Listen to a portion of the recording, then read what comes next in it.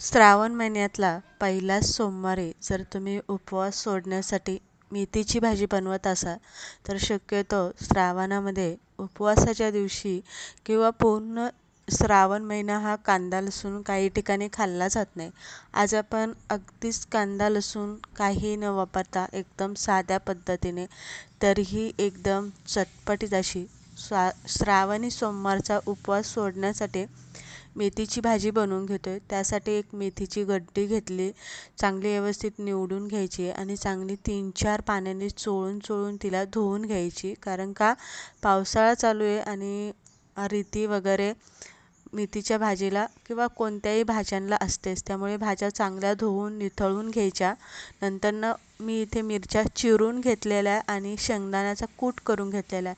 हलकेसे शेंगदाणे भाजून घ्यायचे, वरची जी साल असते ती काढून घ्यायची आणि शेंगदाण्याचा कूट मिक्सरला करून घ्यायचा. नंतरनं 2 पळ्या तेल घातलं, त्यामध्ये जिरे आपल्याला घालायची आहे, हिरव्या मिरच्या चिरून घेतल्या त्या घालून चांगल्या परतून घ्यायच्या आणि भाजी आपल्याला यामध्ये घालायची आहे. वरनं शेंगदाण्याचा कूट घालायचा आहे, मीठ घालायचं, भाजी चांगली हलवायची आणि 2 मिनटं फक्त भाजीवरती झाकण ठेवायचं.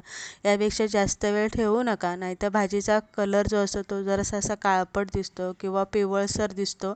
तर भाजीचा कलर हा हिरवागार जर तुम्हाला असा पाहिजे नसेल तर भाजीवरती 2 मिनटं झाकण ठेवायचं.